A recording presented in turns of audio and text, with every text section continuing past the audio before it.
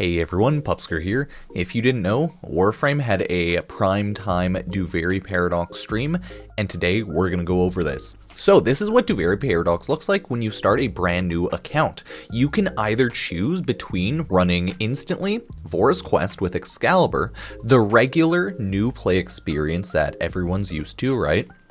They have the little dialogue going on down there. We're just gonna look at everything live. It's a screen record or a recording of the live stream. And then you have Duviri Paradox path. Oh, so this is a brand new account, what it's going to look like. You choose between Drifter in Duviri Paradox, and you can choose between Excalibur. And, you know, there's Lotus with her nice shark head. And yeah, you just get to choose there. So this time, I believe they choose Drifter. But as you can see, here's the Warframe path. It's fast-paced, Vor's Prize, right? It gets you right into the Warframe stuff versus the Paradox path, right? Which this will take you into the complete Paradox questline. I believe they said the Paradox takes about 2 hours in total, but, you know, could be longer, 3 hours if you look around, 4 hours if you struggle. You never know, right? So that's what that's looking like right now. Of course, since this is a Duviri Paradox stream, they chose the Duviri Path. The Duviri Path starts with the intro cinematic that just came out last week. So it's like the 2-3 minute cinematic. Then you go to your little Dorma zone here as a new player, right? All seems very odd. I think this will jump between Rebecca and Megan's point of view. So yeah, just keep that in mind. This is the room where they have intrinsics for your Drifter. And as you can see, the Drifter intrinsics, mostly they only take part in Duviri, but some take part out of Duviri. And you can just do all of that right out here. You can interact with your artifices, your just loot, I think. But this is your general area where you have Duviri loot, right? You have your codex for Duviri. So yeah, that's for new players more so. Other players will be able to go everywhere else. Here you have the general gameplay map. You have the Duviri experience, which is regular Duviri, you know, Warframe gameplay and Drifter gameplay. You have the circuit, which is an endless Warframe only gameplay mode, and you have the lone story, which is only story mode. And I think that's overall a great thing for people who like more so just the Warframe gameplay. You can level up and play through a lot of Duviri without caring much about Drifter. People who like the Drifter combat, Warframe combat, side stuff, you can do the Duviri experience overall, run that. Or for people who just want to run the story quickly, you can do that. You can just run the lone story. I'm going to be doing the Duviri experience fully, and then I'm going to be running everything and checking a look at everything. Or taking a look at everything. Words are hard, but that is okay. As you can see here, ooh, the circuit. We are now up to the Incarnon weapon. So here's how Steel Path is going to work for Duviri.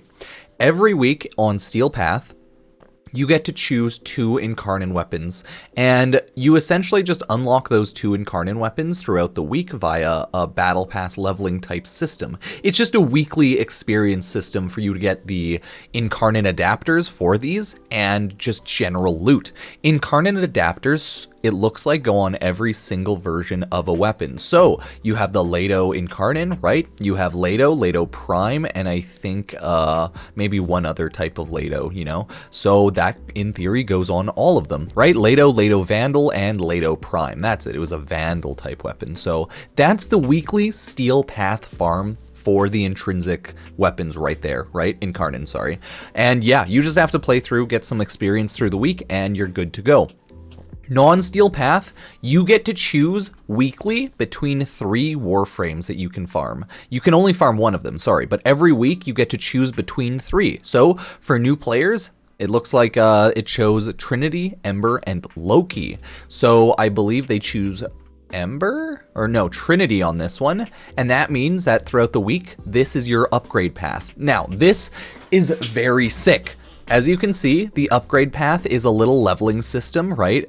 Circuit XP here, next reward here, and the entire leveling system is just play the game. And you can also toggle between normal and steel path and level between normal and steel path, so you can dual farm if need be.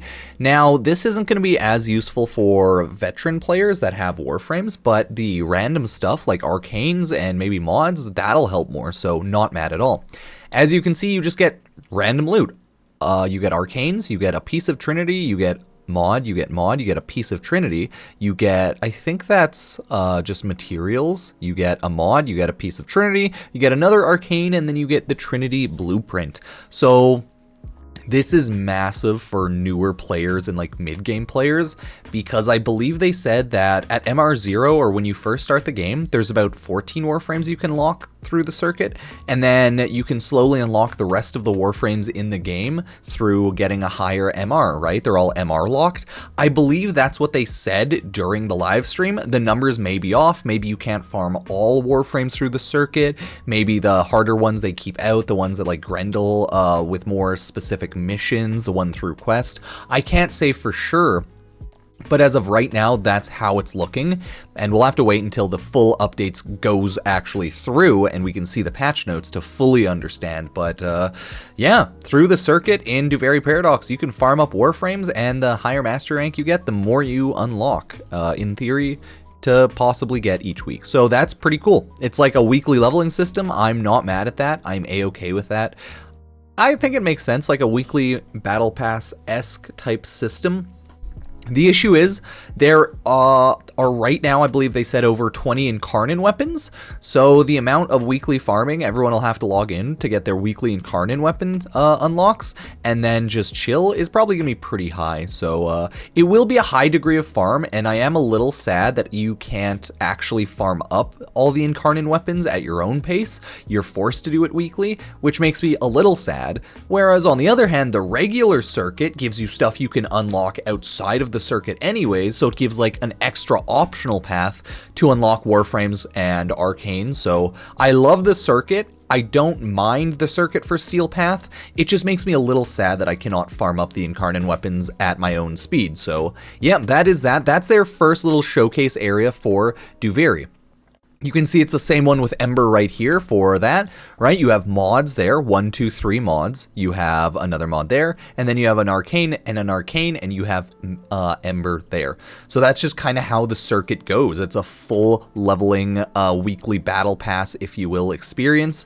There's the choose your path again. She chose Lido, Paris, Skana, Kunai, Bow. There's a lot of weapons, and that's why we've gotten some giveaways recently with those weapons as well. So that's nice, and we will continue on. They go into the circuit first, and here's how it works. No matter what, each time you go into Duviri stuff, you have to pick your loadout. Megan, I believe, has some levels, so she can pre-choose some decrees, but it's pretty simple. You get to choose your Warframe out of the ones they give you, your primary, your secondary, and your melee. You can mod them however you choose. If you don't have mods, they will give you a preset mod selection, like preset mod setup. Here it is. This is the default mod setup here. Reb's taking it because she has no mods on her account because it's brand new. So yeah, she's just taking that, but you can configure and remod it however you choose. You do not have to choose the default setup. So yeah. This is definitely going to be a good way to like get people using different weapons, different Warframes, and trying out new things. And honestly, I'm all for it. I think it's overall a good idea. But that's how it works. Choose your decrees. They're your roguelike setup, which give huge buffs. Like, look at this. Each successful melee hit grants cumulative 10% crit chance. My god. On kill, 50% parkour speed. Inflicting status restores 20 health, abilities on move speed. Yeah, right? Crazy stuff, crazy stuff. You can see Reb over here looking at the intrinsics, right? Looking at all of the weapons, choosing her loadout, and just going through the motions there. Here you have your Kaith. You can customize it. Your Kaith flies. It's like your Arcwing for this area, but you know, it's a horse. So that's the idea there. Choose your drifter, right, if you want to customize it there. Then just, yeah, choose all your weapons, choose your Warframes, your loadouts, stuff there. You have little target dummy, which is like the little dummy you see in the little trailer, right? So that's the big brunt there. Now, this is how the circuit itself works. It is an endless game mode. Every like timer at the end, you see it starts off as a survival here. It'll swap game modes every timer, right? So Phase 1, it's a endless survival for 5 minutes. you want to go around, kill enemies, and collect your little drifter intrinsics. Though, right there. These are your, like, intrinsic grabs. You want to find your decree fragments, 1 out of 3. When you grab all 3 of them, sorry, not intrinsic, decree. You'll get a decree, which is like your roguelike buff card. One thing that I think is kind of odd is when you get your roguelike buff cards, the decree, it doesn't pause the game. You just have to quickly read and then choose or go hide. So yeah, we'll see how the general rotation goes, but that's how it works. Fight, kill, choose your decree. You can see Reb gets killed right here because she's choosing her decree. So I think the decree should either like pause or something, the game, but whatever. Maybe if you're solo, but hi, whatever. It is what it is. So they keep farming. After 5 minutes, the survival ends, right? You see it? It ends. They can continue to battle or they can extract. They've gotten circuit XP, right? All is well. They continue on the fight. And now you'll see that the mission is an excavation. What? So now they have to get, I think that's 300 cryotic. Sorry, you know, it's a little small, a little pixelated because stream bitrate shenanigans, but yeah, they have to get cryotic right now. And then they go and get cryotic, right? Pretty simple stuff. And then they get more decrees, and then it's swapped over, they finished it, and now it's a elimination. They have to kill 50 enemies, so yeah.